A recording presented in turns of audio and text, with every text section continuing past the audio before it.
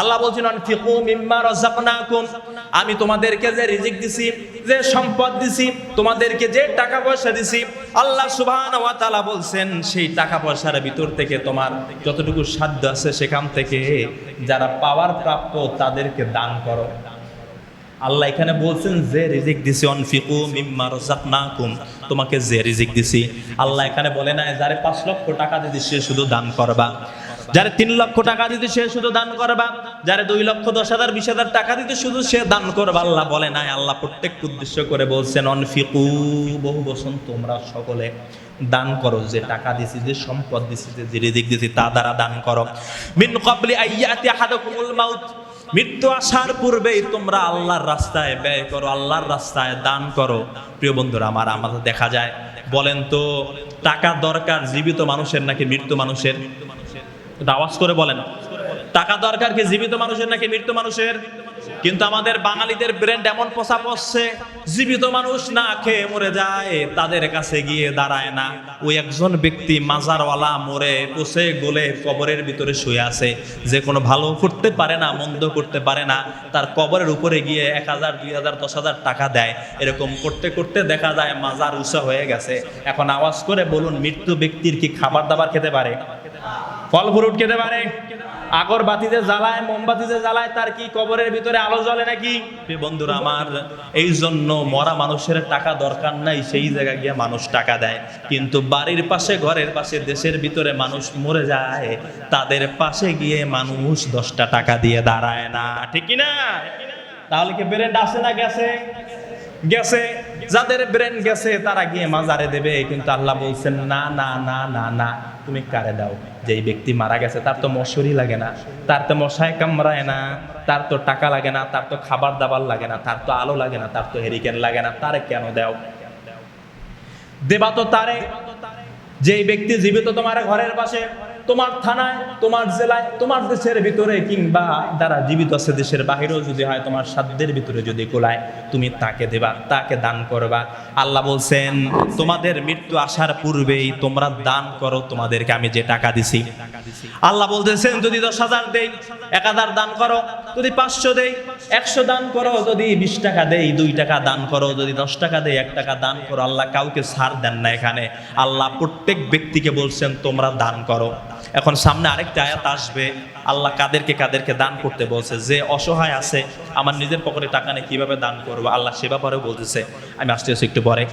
আল্লাহ বলছেন যারা এই মৃত্যু আসার পূর্বে দান করবে না, যাদের টাকা সম্পদ আছে তারা দান করবে না, আল্লাহ সুবহানাহু ওয়া তাআলা তাদের ব্যাপারে বলতেছেন তারা যখন মরে যাবে তারা আফসোস করবে। আমাদের ভিতর থেকে আমরা যারা মরে যাব, আল্লাহর রাস্তায় দান করব না, আমরা মরার পরে কিয়ামতের ময়দানে আমরা আফসোস করব।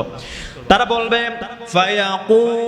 ফায়াকুলা রাব্বি লাউলা আখরতানি ইলা আজালিন করিব। এই সমস্ত ব্যক্তিরা যারা মারা যাবে তারা বলবে আল্লাহ তাআলা আপনি আমাদেরকে আর কিছুদিন অবকাশ দিলেন না কেন? আমাদেরকে আর কিছুদিন কেন বাঁচাই রাখলেন না? আমরা তো মাদ্রাসায় দান করতাম, মসজিদে দান করতাম, বিধবাদেরকে দিতাম, সমাজ কল্যাণমূলক কাজে দিতাম, এতিম মিসকিন অসহায় দরিদ্রদেরকে আমরা দান করতাম। আমরা খুঁজে খুঁজে বের করতাম কার কার টাকা পয়সা দরকার। আল্লাহ আমি তো দিতাম কিছুটা দিন, আর কেন আপনি আমাকে বাঁচাইয়া রাখলেন না, অবকাশ দিলেন না? এখন বলেন যে ব্যক্তি 60 বছর বাঁচছে তখনই দেয় না, আর 20 বছর বাঁচতে কি দিত নাকি? দিত না, আল্লাহ জানে।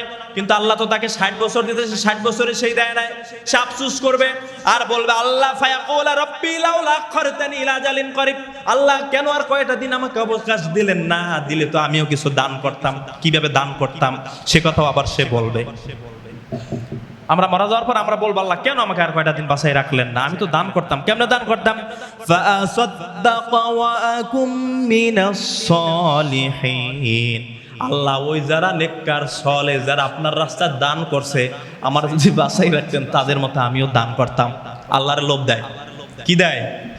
আল্লাহরে লোভ দেয়। আল্লাহ আমার আর কিছু দিন যদি বাঁচাই রাখতেন, যারা দান করছে, যারা মসজিদে দিছে, মাদ্রাসায় দিছে, মানুষের জন্য দান করছে, আমি তো কিছু দান করতাম।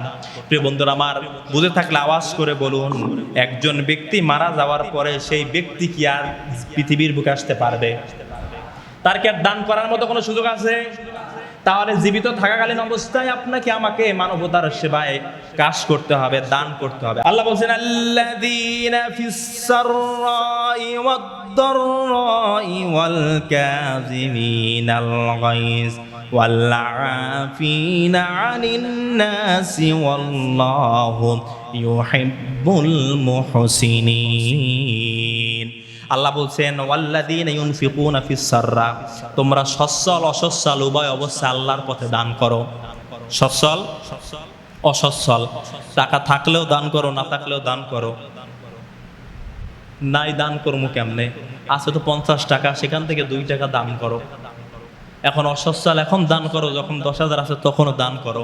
আল্লাহ বলছেন ফিস সাররাই ওয়াদ দাররা, সচ্ছল অসচ্ছল উভয় অবস্থায় দান করতে হবে। আপনার এরাই দেওয়ার এরকম সুযোগ নাই যে আমার এত মানুষের দান করে, আমি কিভাবে দান করব। আপনার মানুষের দান করলেও সেখান থেকে যদি 10,000, সেখান থেকে 100 টাকা দান করতে হবে। বোঝা গেছে না কথা? প্রিয় বন্ধুরা আমার, কথা বললে অনেক কথা বলা যাবে, অনেক আয়াত অনেক হাদিস বলা যাবে, যেহেতু সময় স্বল্প সেদিকে আমি যাচ্ছি না। প্রিয় বন্ধুরা আমার, বাংলা